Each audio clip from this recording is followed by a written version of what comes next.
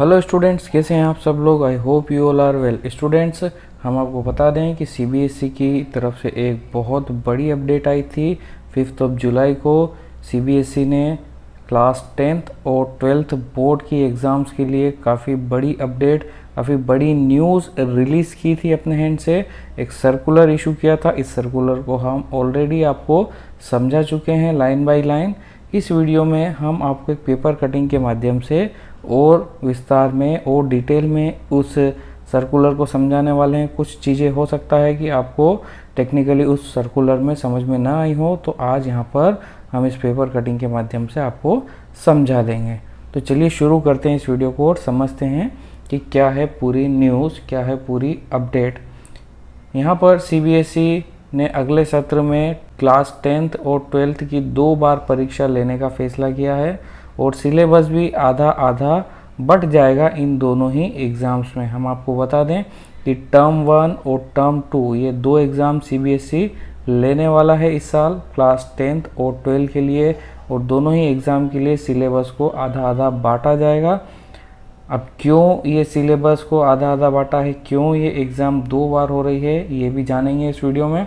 CBSE ने देश भर के स्कूलों को जारी किए हैं निर्देश और दोनों टर्म के अंक फाइनल रिजल्ट में जुड़ेंगे। तो जो भी फाइनल रिजल्ट आपका होगा उसमें ये अंक जुड़ेंगे।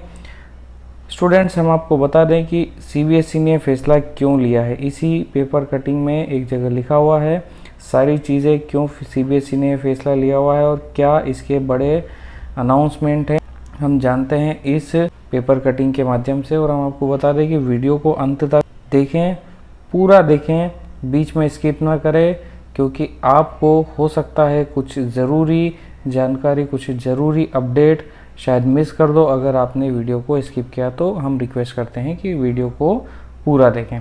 तो चलिए देखते हैं कि सीबीएसई की क्या अपडेट है। सीबीएसई ने शैक्षणिक वर्ष 2021-22 में 10th और 12th क्लास के लिए नई व्यवस्था तय की है। इसके तहत जो अगला एकेडमिक सेशन होगा उसे 2 भागों में बांटा गया है। सिलेबस भी आधा आधा रहेगा। यहाँ पर टर्म 1 और टर्म 2 2 एग्ज़ाम्स होगी क्लास 10th और 12th के लिए, और 50-50% सिलेबस भी उनके लिए बांटा गया है। पहले टर्म की जो परीक्षा है वो नवंबर-दिसंबर में होगी और जो दूसरे टर्म की जो एग्ज़ाम है वो मार्च-अप्रैल में होगी।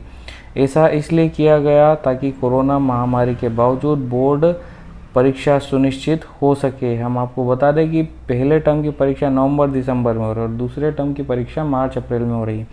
अब यहाँ पर एक चीज़ लिखी हुई है कि सीबीएसई ऐसा क्यों कर रहा है, क्यों 2 टर्म्स में एग्ज़ाम ले रहा है। सीबीएसई इसलिए इन 2 टर्म्स में एग्ज़ाम ले रहा है क्योंकि वो बोर्ड परीक्षा को सुनिश्चित करना चाहता है। वो कम से कम बच्चों की एक बार एग्ज़ाम तो लेना ही चाहता है, उसी के बेसिस पे उन्हें मार्क्स देना चाहता है। अब यहाँ पर देखते हैं आगे क्या लिखा है न्यूज़ में। सीबीएसई ने सोमवार को देश भर के स्कूलों को इस बारे में सर्कुलर जारी कर दिया है। इसमें कहा गया है कि बोर्ड परीक्षा 2022 के लिए सिलेबस को जुलाई 2021 में नोटिफाई होने वाले एकेडमिक सेशन के समान युक्तिसंगत बनाया जाएगा। मतलब सिलेबस रेशनल होगा। जुलाई 2021 में जो सिलेबस दिया गया था वही सिलेबस फॉलो किया जाएगा। अब यहाँ पर आगे देख लेते हैं और क्या है न्यूज़ में।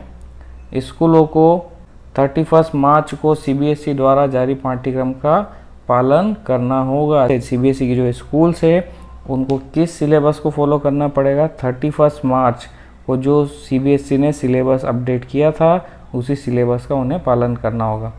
स्कूल्स एनसीईआरटी से वैकल्पिक शैक्षणिक कैलेंडर और इनपुट का इस्तेमाल भी करेंगे। जब तक अधिकारी स्कूलों में व्यक्तिगत रूप से पढ़ाने की अनुमति नहीं देते, यहाँ पर जब तक जो ऑफिशियल्स है स्कूलों में जो है बच्चों को बुलाकर पढ़ाने की अनुमति नहीं देते, पहले जैसे स्कूल डिस्टेंस मोड में ही पढ़ाना जारी रखेंगे। डिस्टेंस मोड में पढ़ाना जारी रखेंगे इसका मतलब है कि ऑनलाइन एजुकेशन ही प्रोवाइड की जाएगी, ऑफलाइन बच्चों को नहीं बुलाया जाएगा। वे विद्यार्थियों की प्रोफाइल भी तैयार करेंगे। स्कूलों को निर्देश दिए गए हैं कि विद्यार्थियों की, स्टूडेंट्स की प्रोफाइल तैयार करें ताकि आगे जाके इंटरनल असेसमेंट को और ज़्यादा अच्छे से बनाया जा सके। अब यहाँ पर लिखा है ज़्यादा भरोसेमंद इंटरनल असेसमेंट होगा, मतलब यहाँ पर इंटरनल असेसमेंट को और भी ज़्यादा वैलिड करने के लिए सीबीएसई कदम उठा रहा है। छात्रों के सही मूल्यांकन के लिए बोर्ड पॉलिसी घोषित करेगा, मतलब यहाँ पर सीबीएसई अब नई पॉलिसी लेकर आ रहा है इंटरनल असेसमेंट के लिए, जिसे उसे और ज़्यादा रिलायबल बनाया जा सके, ताकि इंटरनल असेसमेंट प्रैक्टिकल को ज़्यादा विश्वसनीय बनाया जा सके। और देखते हैं आगे इस न्यूज़ में क्या कहा गया है, यहाँ पर समझते हैं इन पॉइंट्स के ज़रिए।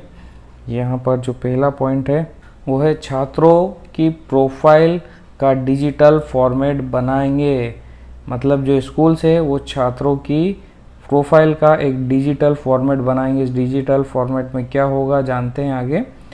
जो 9th और 10th के इंटरनल असेसमेंट में 3 टेस्ट होंगे, पोर्टफोलियो होगा और प्रैक्टिकल शामिल होंगे। जो 9-10 के स्टूडेंट है उनके लिए इंटरनल असेसमेंट के अंदर 3 टेस्ट रखे गए हैं, उनका पोर्टफोलियो भी बनाएंगे और उसमें प्रैक्टिकल के नंबर भी दिए जाएंगे। और 11-12 के इंटरनल असेसमेंट में यूनिट टेस्ट, प्रैक्टिकल और प्रोजेक्ट शामिल होंगे।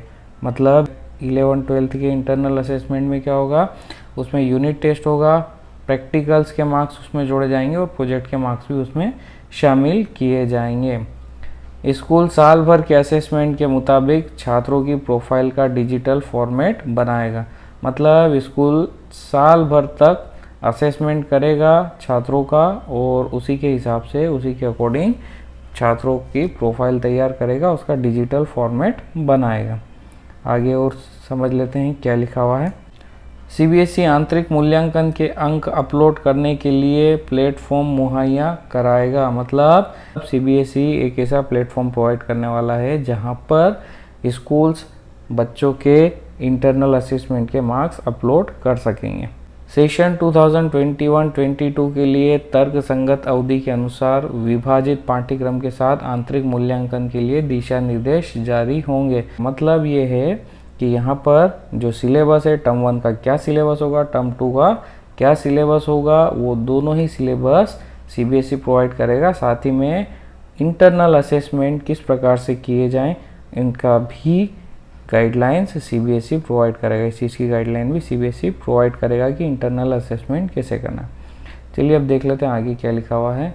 4 से 8 हफ्ते के दौरान पहले टर्म की परीक्षा होगी, मतलब जो पहले टर्म की परीक्षा है उसका जो टाइम पीरियड है 4 to 8 वीक्स में वो एग्ज़ाम कंप्लीट हो जाएगी। अब आगे देखते हैं और क्या लिखा हुआ है। पहले टर्म के अंत में नवंबर-दिसंबर के बीच परीक्षा होगी। इसके लिए 4 से 8 हफ्ते का समय होगा, मतलब पहले टर्म की एग्ज़ाम कब होगी, नवंबर और दिसंबर में होगी। और ये एग्ज़ाम कितने दिनों तक चलेगी, ये एग्ज़ाम 4 से 8 हफ्तों तक चलने वाली है। अब परीक्षा की तारीख का ऐलान अलग से होगा, मतलब अलग से एग्ज़ाम्स की डेट बताई जाएगी क्या होगी।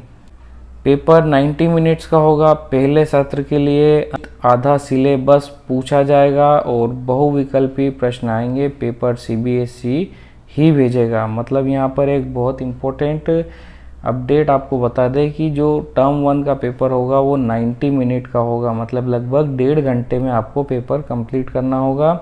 और पेपर के अंदर जो आधा सिलेबस है, जो टर्म 1 का जो सिलेबस सीबीएसई प्रोवाइड करने वाला है जुलाई मंथ में ही, तो वो सिलेबस उसमें पूछा जाएगा।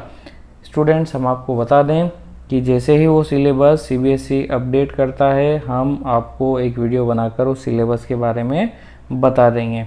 तो अगर आपको वो सिलेबस सबसे पहले चाहिए, टाइम पर चाहिए, तो चैनल को सब्सक्राइब ज़रूर कर लें, ताकि जब भी हम वीडियो अपलोड करें तो आपको वो सबसे पहले नोटिफिकेशन मिल जाए। तो चलिए आगे बढ़ते हैं। और 90 मिनट्स का पेपर होगा और जो टर्म 1 का आधा सिलेबस होगा वही पूछा जाएगा। और इसमें मल्टीपल चॉइस क्वेश्चंस आएंगे, मल्टीपल चॉइस क्वेश्चंस इसमें पूछे जाएंगे, विकल्प दिए होंगे। और हम आपको बता दें कि ये OMR शीट पर एग्ज़ाम होने वाली है। OMR शीट पर शायद आप पहले भी कभी एग्ज़ाम दिए होंगे, उसी प्रकार से एग्ज़ाम ली जाएगी। यहाँ पर हम आपको बता दें कि सीबीएसई एक तो बहुविकल्पी प्रश्न मतलब एमसीक्यूज मल्टीपल चॉइस क्वेश्चन पूछेगा टर्म 1 के एग्ज़ाम में, जो कि 90 मिनट में कंप्लीट करना होगी। सिलेबस भी सीबीएसई पहले ही बता देगी। बट ये जो पेपर है वो सीबीएसई द्वारा ही भेजे जाएंगे, आपकी स्कूल में नहीं बनने वाले हैं। सीबीएसई इन पेपर्स को सेट करके आगे से भेजेगा, तो बोर्ड का जो फॉर्मेट है वो पूरा सीबीएसई फॉलो करेगा। तो यहाँ पर आपको बता दें कि पेपर सीबीएसई से ही आने वाले हैं, आपके स्कूल में पेपर सेट नहीं किए जाएंगे। और यहाँ पे ये जो पूरी परीक्षा है उसका आयोजन सीबीएसई द्वारा ही किया जाएगा और कोई बाहरी परीक्षा केंद्र ही होगा। मतलब जहाँ तक संभव है आपकी स्कूल्स को परीक्षा केंद्र नहीं बनाया जाएगा, कोई दूसरा केंद्र आपको दिया जाएगा। और जो निरीक्षक होंगे और जो पर्यवेक्षक होंगे उनकी देख रेख में होगी ये पूरी एग्ज़ाम, निरीक्षक और पर्यवेक्षक की देख रेख में। जो भी सेंटर के इंस्पेक्शन करने वाले हैं उनकी देख रेख में होगी। और छात्र को ओएमआर शीट पर जवाब देने होंगे, मतलब आपको क्वेश्चन पेपर के साथ ओएमआर शीट मिलेगी जिस पर आपको आंसर्स देने होंगे और इसे परीक्षा के बाद उसी दिन सीबीएसई के प्लेटफॉर्म पर अपलोड करना होगा। और ये जो ओएमआर शीट है, ओएमआर शीट को उसी दिन सीबीएसई के प्लेटफॉर्म पर अपलोड करना होगा। पहले टर्म के अंक फाइनल रिजल्ट में जोड़े जाएंगे। टर्म 1 के एग्ज़ाम के जो मार्क्स है वो भी फाइनल रिजल्ट में जोड़े जाएंगे, इसलिए आपको उन्हें सीरियसली लेना होगा जो नवंबर और दिसंबर में एग्ज़ाम होने वाली है। अब टर्म 2 के एग्ज़ाम के बारे में पढ़ लेते हैं। ये टर्म 2 की एग्ज़ाम मार्च से अप्रैल के बीच में होगी और दूसरे टर्म की परीक्षा कब होगी बच्चों? मार्च से अप्रैल के बीच में होने वाली है। अब आधे सिलेबस की परीक्षा के सत्र के अंत में मार्च से अप्रैल के बीच में होगी, मतलब आधा सिलेबस नवंबर दिसंबर में सीबीएसई पूछ लेगी टर्म 1 के एग्ज़ाम में और आधा सिलेबस मार्च अप्रैल में टर्म 2 के एग्ज़ाम में पूछा जाएगा। इसके लिए केंद्र का निर्धारण सीबीएसई ही करेगा, मतलब ये एग्ज़ाम कहाँ पर होना है इसे सीबीएसई ही आपको बताएगा कि एग्ज़ाम को कहाँ पर लिया जाएगा।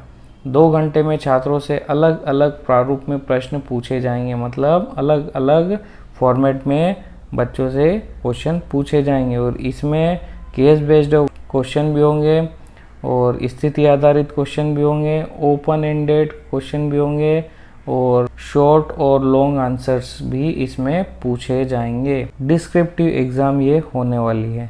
पहली जो एग्ज़ाम है वो ऑब्जेक्टिव एग्ज़ाम होगी, दूसरी जो एग्ज़ाम है वो डिस्क्रिप्टिव होगी जिसमें आपको आंसर्स लिखने होंगे। शॉर्ट आंसर भी आएंगे, लॉन्ग आंसर भी आएंगे, केस बेस्ड क्वेश्चन भी आएंगे। अब यहाँ पर आपको अगले पॉइंट की ओर ले चलते हैं। स्थिति सामान्य वर्णनात्मक परीक्षा के अनुकूल न रही तो 90 मिनट में बहुविकल्पी प्रश्न आधारित परीक्षा होगी।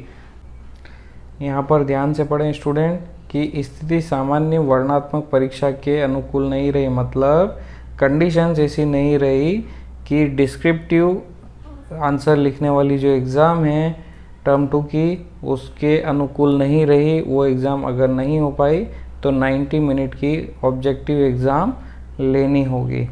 अब यहाँ पर आगे हम आपको बता दें कि दूसरे सत्र और पहले सत्र के अंक मिलाकर फाइनल रिज़ल्ट बनाया जाएगा, मतलब फर्स्ट सेशन और सेकंड सेशन दोनों को ही मिलाकर यहाँ पर फाइनल रिज़ल्ट को बनाया जाएगा।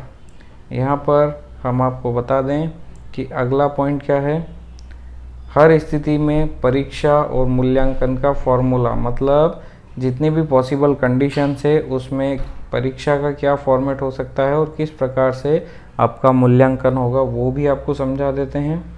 यहाँ पर लिखा है कि यदि महामारी की स्थिति में सुधार हुआ और बोर्ड दोनों टर्म की एग्ज़ाम परीक्षा ले लेता है तो दोनों टर्म में थ्योरी के अंक बराबर होंगे, मतलब दोनों ही एग्ज़ाम्स के जो मार्क्स है वो आपको रिज़ल्ट में देखने को मिलेंगे। आगे देख लेते हैं क्या लिखा है अगले पॉइंट में।